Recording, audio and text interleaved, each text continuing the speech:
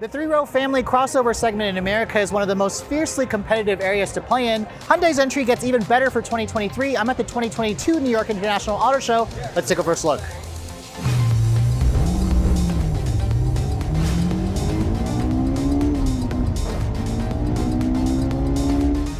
Now, when Hyundai's Palisade was first introduced a couple of years ago, it really shook up the segment because it and its sister car, the Kia Telluride, offered a ton of value for money and a ton of luxury for the same kind of value proposition. You can see for 2023, the styling changes that Hyundai has made have definitely given the Palisade a slightly more Teutonic, a little bit more of an aggressive look. The grille is what you're gonna notice from the front end. You can see this is the Calligraphy model, which is their top of the line version. You can see the grille gets larger. It gets this kind of metallic look to the actual grille. It has a little bit more of an aggressive design. You can see some of the air elements here are functional. The headlights also are new. Full LED headlights are going to be standard on every Palisade. Before, you had to kind of get the higher trims to get the LED headlights. You can see they're a little bit larger in their shape.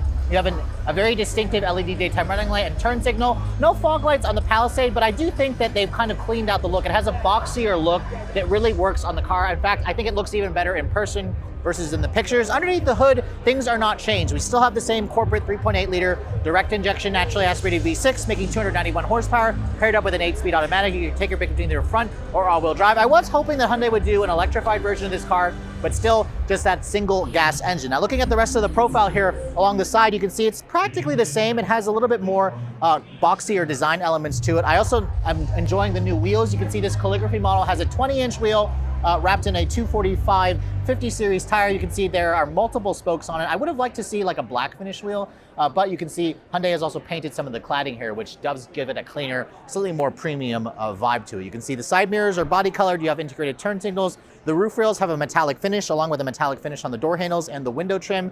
I suspect Hyundai may eventually offer a blacked out package for this vehicle to give it a little bit more of an aggressive look that kind of goes with more today's trends. Moving to the rear of the Palisade, you can see it hasn't really changed. You still have the same look to the taillights.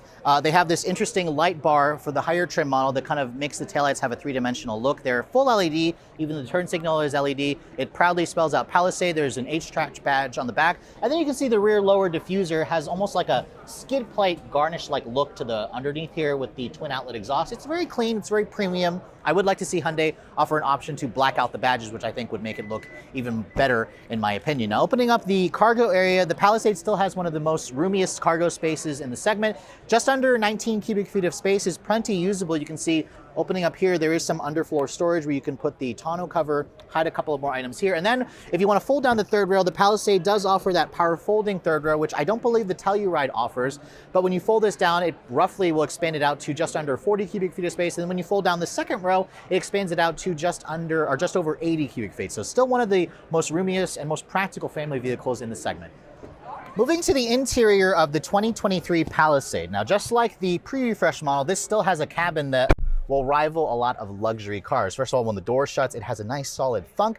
And the design looks practically the same, but you're gonna notice a couple of new things in here. The steering wheel, it's got a new steering wheel design. This comes directly from the Tucson, from the Sonata, from the Santa Cruz. I like the steering wheel. I especially like this Calligraphy model with the two-tone look. It almost has like a gray blue with the lighter gray with the light finish wood. This wood is fake, but it looks really real. And you also have beautiful ambient lighting over here with really nice materials on the dash here, where this is soft touch, this is soft touch. It's all soft touch here with more of that nice stitching and real metal trim along with a premium Harman Kardon stereo. Now, the steering wheel itself is a manual tilt and telescoping adjustment. And then if you look at the infotainment system, they look the same. However, now all of the Palisades come with a digital 12-inch display here that has been updated with new graphics, and this screen here got larger. It used to be at 10.25 inches. Now it's 12 inches. So it's been expanded by 2 inches, and you can see it looks really good. I also like how it's really high up on the dash. It's really easy to use.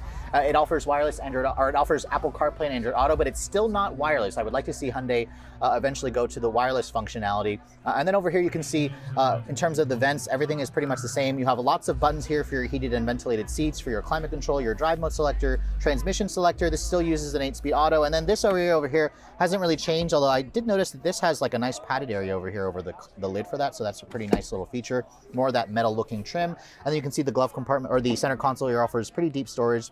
There are some now USB-C charging ports in here, and the wireless charger, Hyundai says, has gotten quicker this year. You can see the glove box, pretty big size. It's damped but not lined with felt. It's a bin style. And then these seats are very comfortable and supportive. The seats adjust in like 12 different ways. And one new feature that Hyundai added this year, I think it's the only vehicle in the segment, They added a massaging driver's seat. There's a button over here on my side where I can push that button. It gives you a few levels of massage, similar to what you find in the Genesis GV80.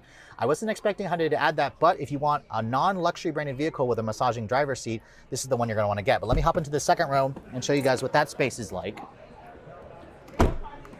Getting back into the second row over here, you can see quite a few things. First of all, there are captain's chairs here. These seats are still available with heat and ventilation, which is nice. There's like almost 40 inches of legroom back here, which is a ton of space. Once I get back here, I can even slide the seats forward and back, which is nice. There's a big pass-through over here. You got features like map pockets, you have heated and ventilated seats, climate control, you have your own set of power outlets over here. And then you also have a USB-C charging port over here, which again, these have been upgraded to charge about 3 times faster versus the pre-refresh model. The one thing I want to mention, these headrests, check out these headrests. Hyundai now offers kind of like an adjustable area here where you can elongate them and make them almost like a pillow. I think that's a really cool feature, and it really makes the second row almost as comfortable as the front seats. Now, pushing a button over here on the actual seat, so this actually works on this side, but push that button here, you can see the seat moves forward. And let me get back into the third row here because Hyundai says there's roughly 34 inches of legroom back here, which is pretty good. There are actually USB charging ports back here, USB-C, and then you can see there's also a power recline function for the third row. And the one thing they did add are heated third row seats. There are now 3-level heated seats in the third row. That's the first time I've seen that in any vehicle in this segment. I think the last vehicle that had it was like a BMW X7. So overall, you can actually fit 3 people across, and it really makes me wonder, what's the point of even buying a luxury brand? This car gives you all the luxury, and it gives it to you at a non-luxury price tag. Now, about 2 years ago when Hyundai introduced the Palisade, this has been one of the top sellers in this segment, and Hyundai simply can't build them as fast as people want to buy them. That's why they've been in such high demand. In terms of pricing, I don't have final pricing figures just yet. This 2023 version will be going on sale this summer, so you're gonna have to wait a couple of months for it. The old one's like right around the mid $30,000 range to around $50,000. I suspect this to be roughly around the same. I really like the styling changes that Hyundai made on the outside, but I think on the interior, with some of those new luxury touches like the massaging driver's seat, Hyundai really stepped it up even more, and they didn't really need to. This is still one of the best ones out there if you want a family crossover, and it now offers even more luxury features where you don't have to pay that luxury price tag. But I hope you guys have enjoyed this first look overview on the 2023 Palisade. For Redline Reviews here at the 2022 New York International Auto Show, I'm Sofyan Bey.